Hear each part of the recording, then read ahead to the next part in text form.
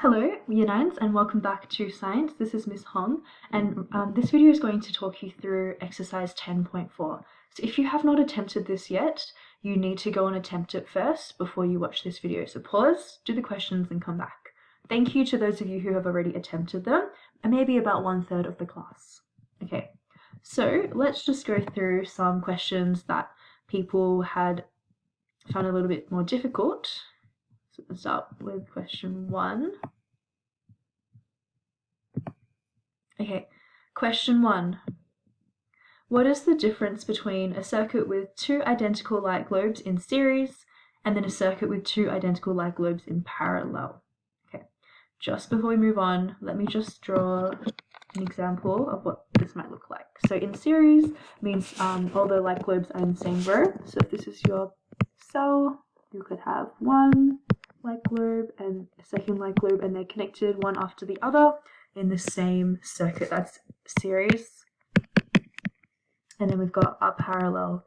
In parallel circuits, each light globe has its own branch, its own route. So there's more than one way that the electrons can move through the circuit.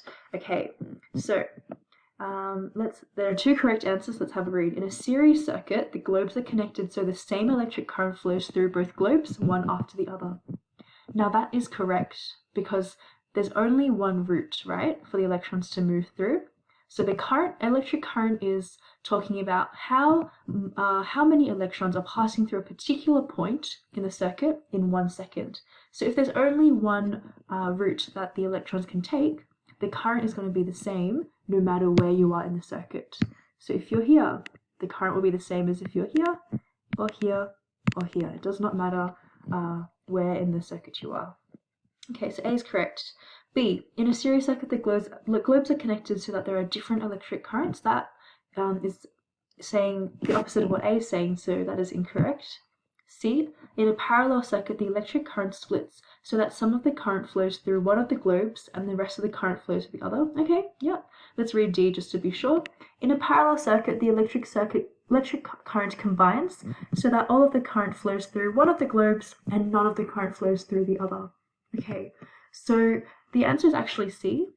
So this is because so the electric current splits, so some flows through one and some current flows through the other circuit. So how this works is, last week in class we were talking about, I was saying, if at this point there are 100 electrons passing by in 1 second, okay, 50% of them decide to go down this route, so there's about 50 electrons passing by per second here, and 50 electrons passing by per second here.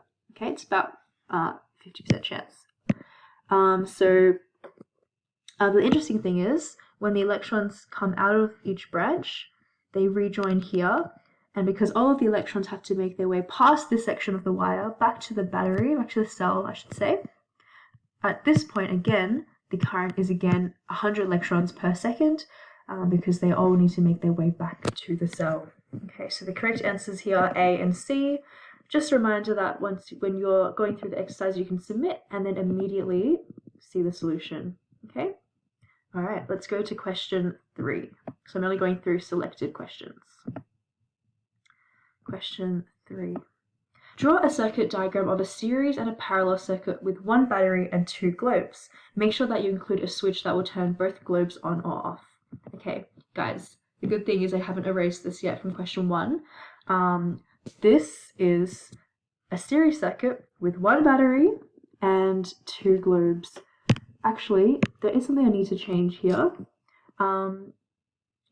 This is currently a cell because I've got one of these. A battery is multiple cells, so I need to add a cell.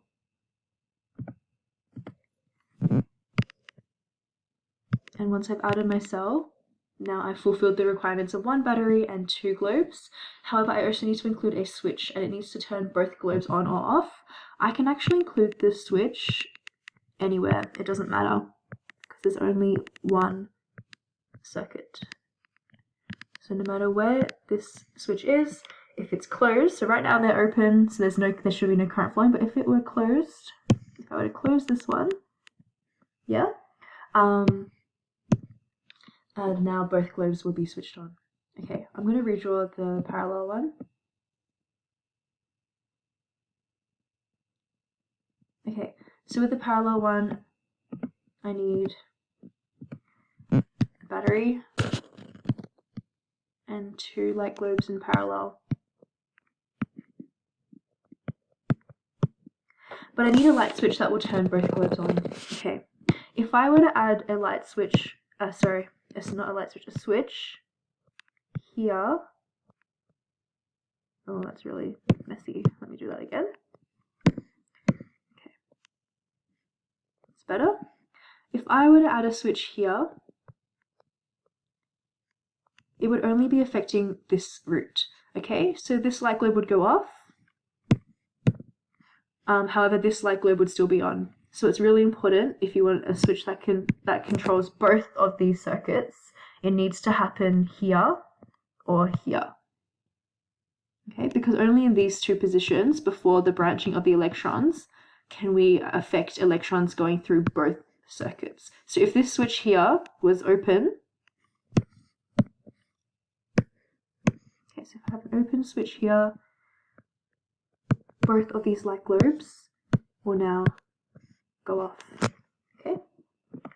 Alright, question 4. Okay, in a small shop, the 6 light globes are in parallel. One switch is used to switch all of the lights on or off at once. Draw a circuit diagram. This question actually has an incorrect solution. So, as you can see in the solution, all of the light globes are connected in series one after another, even though it says in parallel. Okay, so let me just show you how to draw it very quickly.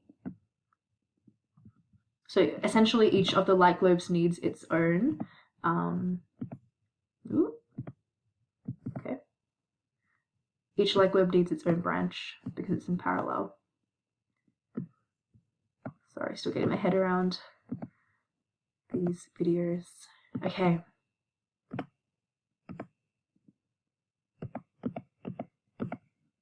Alright, so I've got my cell, light globe 1, light globe 2, and so on. You add 1, 2, 3, 4, 5, 6. Yeah, I'm not going to finish it, but you get the point. But the main thing here is you want one switch to switch all of the lights on or off. So again, we can't add a switch here because that would only affect this one. We can't add a switch here because it would only affect this light globe. We must add the switch up here, the entrance point to all of them, or the exit point to all of them. So either one of these 2 positions is okay. The individual branches, you're only controlling that one light globe. Just like a PowerPoint. There's 2 plugs. If you switch off one plug, you're not going to affect the other plug. Okay. Alright, let's do question 5. Yeah, so actually, I'll go back just a step. So just keep in mind that sometimes the textbooks get it wrong as well. If you see an answer that you think is wrong, just put a star next to it and remember to ask me next lesson because, yeah, we all make mistakes. Alright, guys, this is a really good question. Examine the circuit diagram below. If the filament globe of globe A breaks, do globes B and C remain lit or do they stop working as well? Okay, so let's pretend, oh, I can't draw this one. Hang on, I've pre-prepared something. Thought I pre-prepared something. Nope. Okay, I'm going to actually try and screenshot this. Bear with me. Slides, new slide. There we go. Okay. Bit of cropping.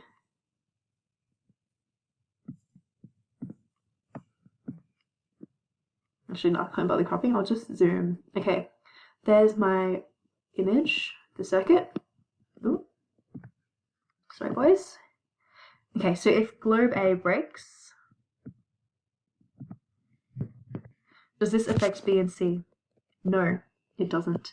These 2 can keep working because even though the current here is stopped, electrons are still passing through in this other circuit, this other pathway. So the current here still remains, and these can stay lit. Okay. erase all that. There's a few other scenarios. If B breaks, do any globes remain lit? Okay, so if the filament of globe B breaks, now this outer pathway is out. That means C also goes out because they're connected in series. However, A is connected in parallel to them, so electrons can still happily flow through this pathway, and this one will stay lit. So A will stay lit. If the filament of globe C breaks, which globe or globes remain lit? Okay, again, it's the same thing. If C breaks, B is connected in series with it. They're both controlled together, but A is unaffected. There's a separate pathway there for the electrons. So A will remain lit again. All right, doing well. A few more to go, 2 more to go. Question 6. Okay. In a house, 6 light globes are in parallel. However, the lights are in separate rooms. This means that a separate switch is needed for each globe. Draw a circuit diagram of this circuit. Okay, guys, this is identical to question 4. Question 4 asks you to draw 6 light globes in parallel. We discovered the answers were wrong. Okay, so you draw the same thing, but in question 4, they wanted one switch to control all of the lights. But here, we want separate switches for each light globe.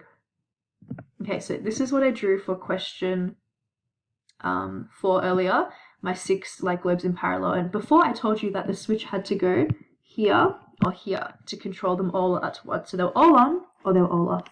But now we want a separate switch for each branch. So all you'll do is you'll add a separate switch into each pathway, which means that you can have the ability to individually control them. So you can say, I want this one to be off. So you'll have an open switch here, but then you can close all of the other switches.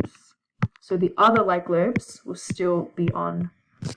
Okay, so I think they're very pre-prepared. And yeah, there we go. That's a much nicer diagram. So each branch has its own switch. Okay.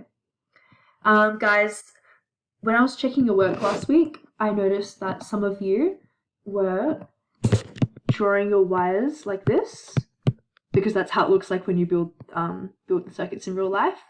And while that is okay, it's not wrong, it's a good idea to get into the habit of drawing your circuits using drawing your wires using rectangles. It's just a lot neater. As you can see, some circuits can get really complicated, a lot more complicated than this as well, especially when you move into senior years. So it's just a lot better to get into the habit of using straight lines to draw your wires now at an early stage, to get into that good habit. All right, guys, last question that I'm going to go through. This one was a bit of a fun one, a design one. Design a circuit with 2 switches and an electric bell. So the bell rings only when both switches are closed. Draw a picture and a circuit diagram of your circuit. Invent your own symbol for the bell. All right. So this one, guys, there's many different possibilities. Your answer might be slightly different to mine, but there's one thing that all the possibilities must fulfill. Okay, so I'm going to say this is my bell. Boring, just a B. All right, got my battery and my bell. But I need to add 2 switches. Okay. Guys, the key thing here is both switches need to be in series with the bell. Okay, so what that means is this is not okay. If I were to have a separate branch and have a switch here,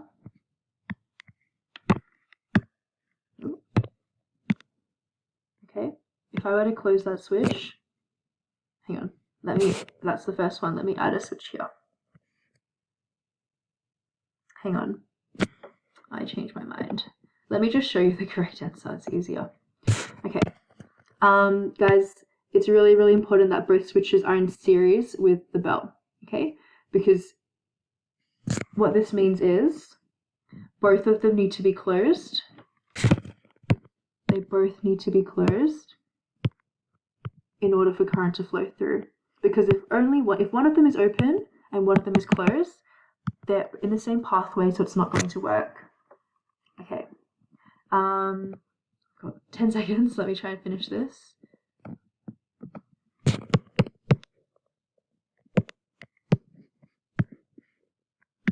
What I drew before, this doesn't make sense because